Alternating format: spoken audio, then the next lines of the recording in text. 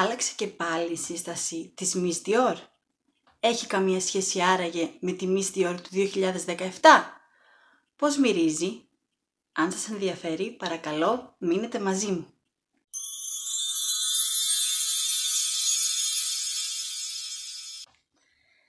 Γεια σας και καλώς ήρθατε στο κανάλι μου, το Vanya Perfumes. Είμαι η Βάνια και σήμερα θα μιλήσουμε για αρώματα.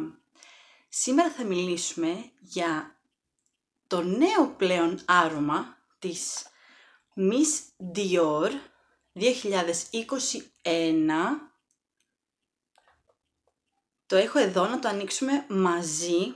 Βέβαια το είχα σε κάποια δείγματα, οπότε μπορώ να σας πω πώς μυρίζει, αν διαρκεί.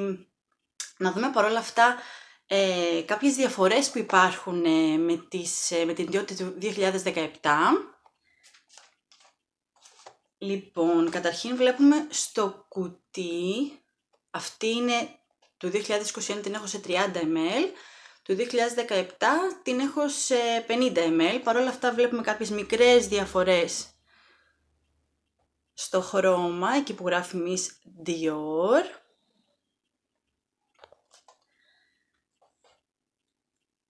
Και πάμε να το ανοίξουμε μαζί. Λοιπόν, να το ανοίξουμε. Συγγνώμη για αυτούς τους ήχους. Οκ. Έχει το κλασικό ανάγλυφο της Dior, το κουτί και η ώρα της αλήθειας.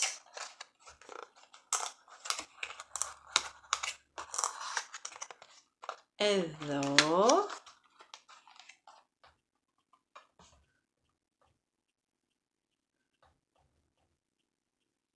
το καινούριο Miss Dior 2021.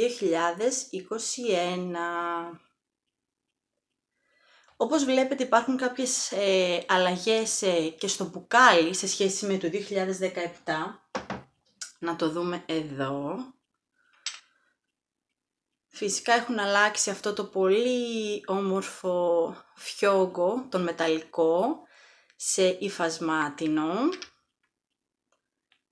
Επίσης βλέπουμε, έχει αλλάξει πάρα πολύ και το χρώμα του αρώματος. Το 2017 ήταν ροδακινή ροζ, αυτό το 2021 είναι πιο ροζ. Να πω ότι νομίζω ήταν η ώρα για μια αλλαγή στον φιόγκο.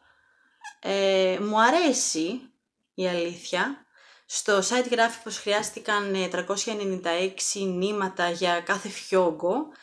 Είναι μια πολυτέλεια στο μπουκάλι, κάτι το διαφορετικό. Αν δείτε είναι ιριδίζον. Ελπίζω να φαίνεται στην κάμερα. Θα διαβάσω λίγο τις νότες, καταρχήν γι' αυτό εδώ. Οι νότες κορυφής είναι ήριδα, πεόνια, κρίνο της κοιλάδας. Οι νότες καρδιάς, τριαντάφυλλο, ροδάκινο, βερίκοκο. Και οι νότες βάσης βανίλια, μόσχο, σπόρος τόνκα, βεντζόι και σανδαλόξυλο.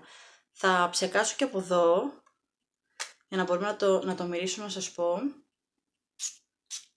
Το βλέπετε, ψεκάζει πολύ ωραία. Λοιπόν, καταρχήν να πούμε ότι μυρίζουμε πολύ έντονα την ήριδα και κάτι φρέσκο, ίσως είναι περγαμόντο, όχι, λέει ροδάκινο, βερίκοκο. Βλέπουμε βέβαια σε σχέση με το 2017 και σε σχέση με όλες τις Miss Dior έχει φύγει το πατσουλί και έχει μπει κρίνο της κοιλάδας. Κρίνο της κοιλάδας, αν θυμάμαι καλά, είχαν ξαναβάλει στο Miss Dior του τουαλέτ του 2019. Δεν θυμάμαι να έχει ξαναμπεί σε κάποιο άλλο Miss Dior κρίνο της κοιλάδας. Μπορώ να σας πω ότι είναι πολύ γλυκό άρωμα. Δεν έχει καμία σχέση με την Miss Dior του 2017. Κατευθείαν νιώθω την ήριδα και το κρίνο της κοιλάδας, έτσι. Κάτι πράσινο, κάτι πολύ γλυκό άρωμα. Θα ψεκάσω και από την άλλη του 2017, το οποίο κατά βάση ήταν πατσουλί και τριαντάφυλλο. Στο στέγνωμά του, από ό,τι θυμάμαι, ναι, πολύ έντονο πατσουλί και τριαντάφυλλο, πολύ δυνατό άρωμα. Στο στέγνωμά του μυρίζαμε λίγο τα φρούτα. Το 2017 είχε νότες κορυφής, ροζ πιπέρι, σαγκουίνι, γλυκό πορτοκάλι, μάνταριν όραντς, περγαμόντο, λεμόνι, νότες καρδιάς, ρόδο γαλλίας, ρόδο δαμασκού, φύλλα γεσεμιού, νότες βάσης, πατσουλί, παλίσανδρος.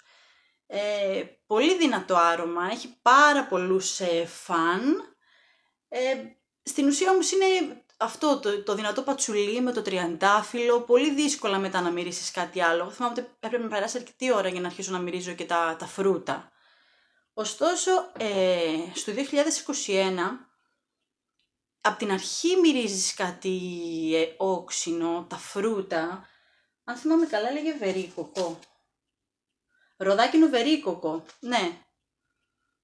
Από την αρχή τα μυρίζεις και επειδή το είχα δοκιμάσει, όπως σας είπα, σε δείγματα πριν το πάρω, από την αρχή μέχρι το τέλος που μύριζε το άρωμα, μύριζε αυτά τα φρούτα. Σαν να έχει περγαμόντο μου φάνηκε εμένα. Και ακόμα μου φαίνεται, ωστόσο δεν γράφει κάτι τέτοιο στις νότες, ίσως είναι το ροδάκινο και το βερίκοκο. Είναι πιο φρέσκο σε σχέση με το 2017.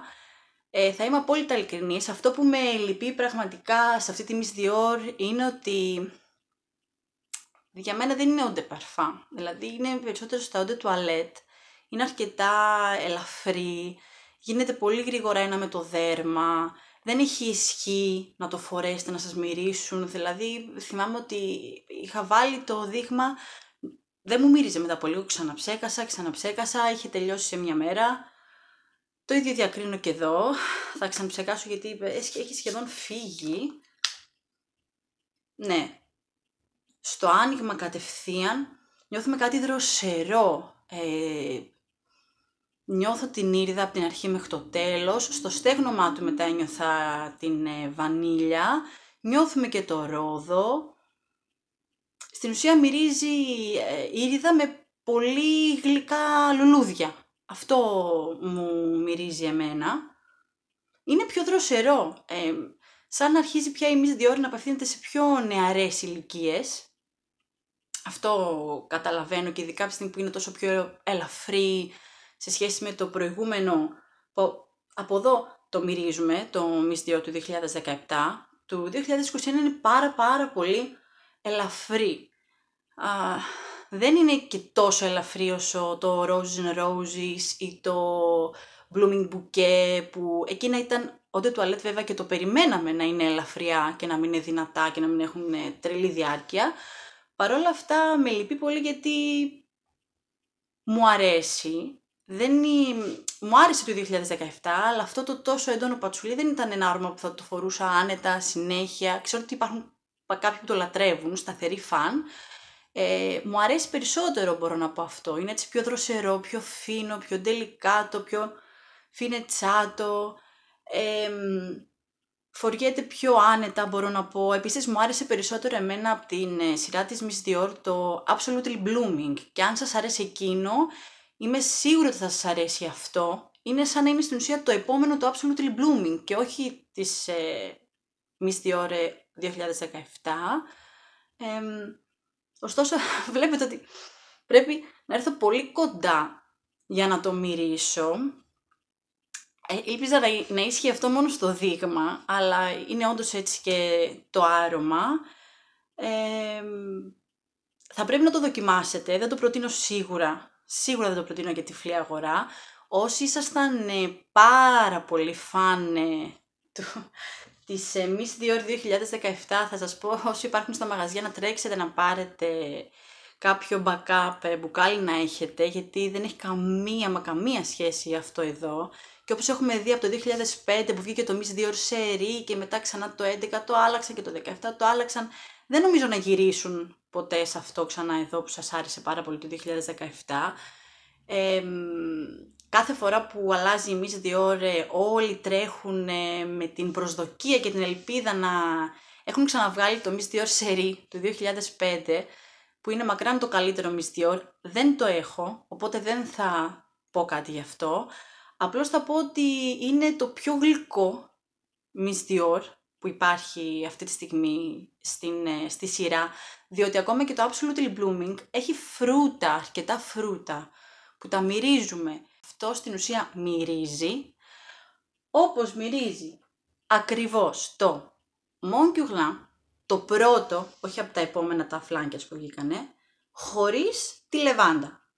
Γι' αυτό πιστεύω ότι πρέπει να υπάρχει κάτι σαν περγαμόντο εδώ, γιατί έχουν πολλά κοινά. Έχουν το ρόδο, έχουν την ήριδα, σανδαλόξυλο, βανίλια. Σε όσους άρεσε αυτό, αλλά σε ενοχλούσε η λεβάντα, θα το λατρέψετε. Εγώ που λατρεύω αυτό και με τη λεβάντα, πάλι μου αρέσει πολύ αυτό. Ίσως γι' αυτό είναι πάρα πολύ κοντά αυτά τα δύο. Έχουν αυτή τη γλυκύτητα, με κάτι έτσι λίγο φρουτώδες. Είναι παιχνιδιάρικα αρώματα.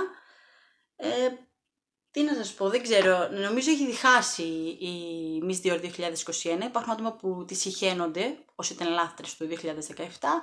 Υπάρχουν άτομα που τη λατρεύουν. Εγώ είμαι κάπου στη μέση, γιατί ενώ μου αρέσει πάρα πολύ το άρωμα, δηλαδή τη Miss Dior του 17 τη μυρίζω από εδώ και για το 2021 πρέπει να έρθω πάρα πολύ κοντά.